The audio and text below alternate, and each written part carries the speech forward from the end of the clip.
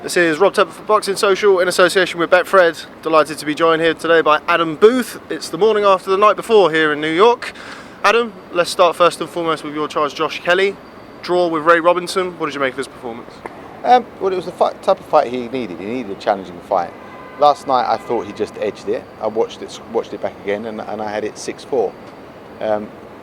Good start, good finish. Kind of allowed Robinson just to let his hands go in the mid part of the fight. But in terms of being a 10-fight novice and now being a genuine top 10 contender, I think Josh's career is in a great position for him to keep adding, keep developing, keep improving his game. Disappointed with the result because I thought that it should have gone our way, but you know, we're Englishmen in New York, so to speak, a legal alien, and all in all, I'm pleased with him. You mentioned the good start from Josh, and then Ray Robinson coming into the fight, particularly kind of those mid to late rounds and down the stretch. What was the reason for that? Well, it's just little choices that Josh was making, and also the fact that Robinson knew that he was behind, and every round I noticed he was starting very quickly because they felt he was behind as well, and so it was his first competitive fight as a pro. Ray Robinson's had 30 fights, and he's competed at top 10 for quite a while.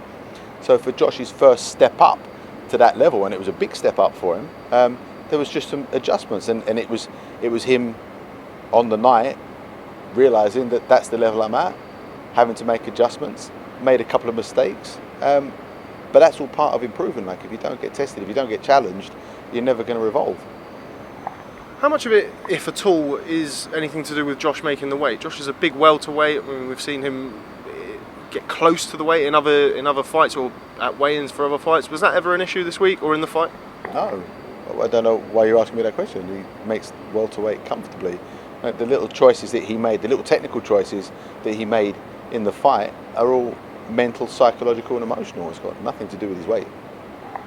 There's a few people kind of in and around ringside, or the reaction on social media, but potentially Josh wasn't as busy as people would have liked to see him. Would you agree with that? Not necessarily, no.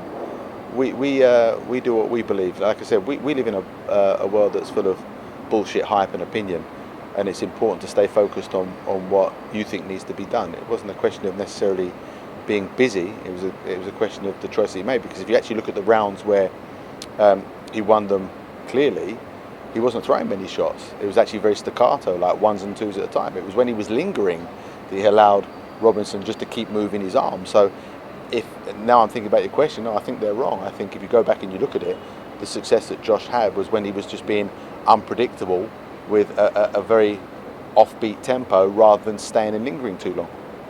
You mentioned it being kind of his first real competitive fight as a professional. How much do you think he'll learn from last night going forward?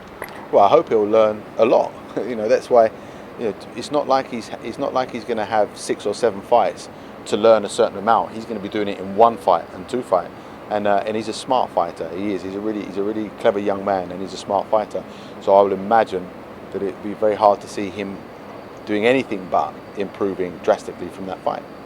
As you mentioned, that win will have given Josh a top 10 ranking. Where's next for him? I mean, are you looking at bringing him around the same sort of level, or are you looking to push forward? I know you've been somebody who's been very keen to test him and give him those good tests early on in his career. Well, I think, now top 10 is definitely the level that he's at, and that's definitely the level where he's going to evolve into the champion that we believe he's going to be. And so anything other than that is kind of a wasted opportunity to galvanise him. But we'll go back, look at it, and then we'll work to a competitive fight after summer. Would a rematch with Ray Robinson interest you at all? Yeah, but not in New York. Ray Robinson's going to have a rematch, but it'll be in the UK. There was a lot of things that went down last night that I won't let happen again. And so if Ray Robinson wants to come over to the UK, then fine. He's not going to improve anymore, but Josh Kelly's going to improve a lot. Moving away from Josh Kelly, last night, stunning main event. Anthony Joshua defeated by Andy Ruiz by stoppage. Just your thoughts? It was a really competitive fight. I think the big difference was how Andy Ruiz dealt with being hurt. And was it the 3rd round when he got dropped and then traded? And in a trade-off, when 2 people are throwing hooks at each other, always go with the man that stays small. And he was naturally the smaller man anyway, but he also took his head out while they were trading the shots. And AJ kind of just stood a little bit static whilst trading, and he paid the price for it, and he paid the price on more than one occasion. What did you make of AJ's performance up until the knockdowns? I think it's fair to say that he didn't quite look at his best. Would you agree with that? He was in with a puncher with quick hands. I wouldn't, we can't say he didn't look at his best. I thought physically he looked good. He looked big, very big. But up until the knockdowns, they were both respectful of each other's power and just jostling for position, and that was a smart way to go about it.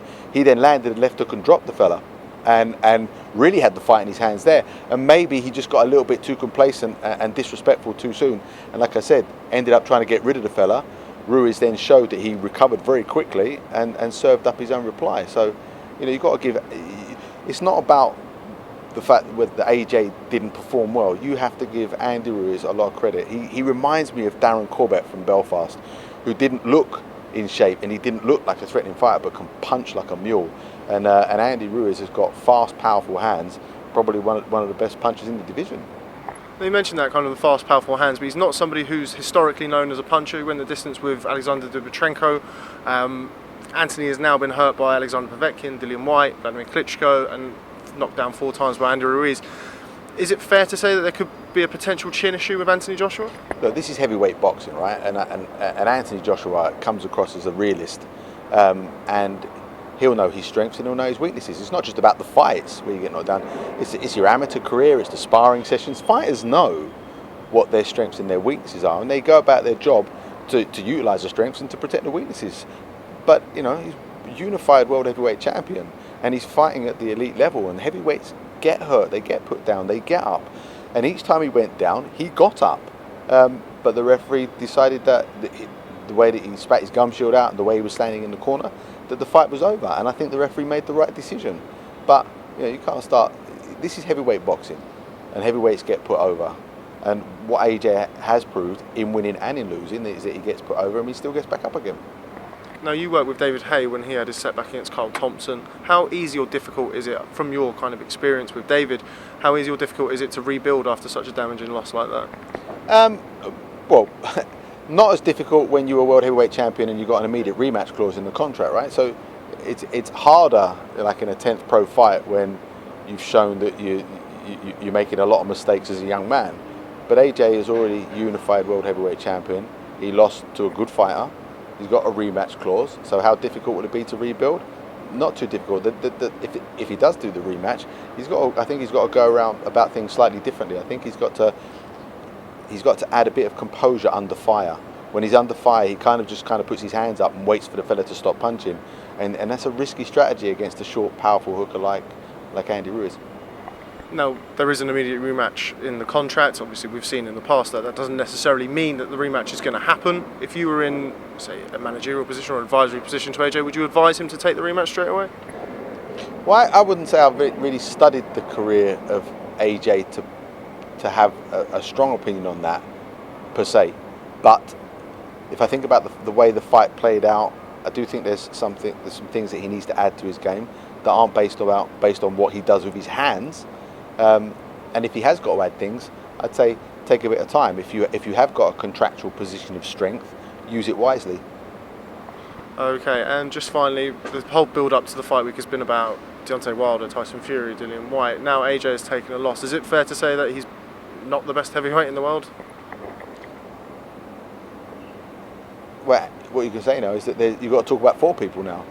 You've got to talk about Deontay, Fury, AJ, and Andy Ruiz. Okay, well, Adam Booth, thanks very much for speaking to Boxing Social. Do appreciate your time. Look forward to catching up with you soon. Pleasure. Cheers. Nice one, mate.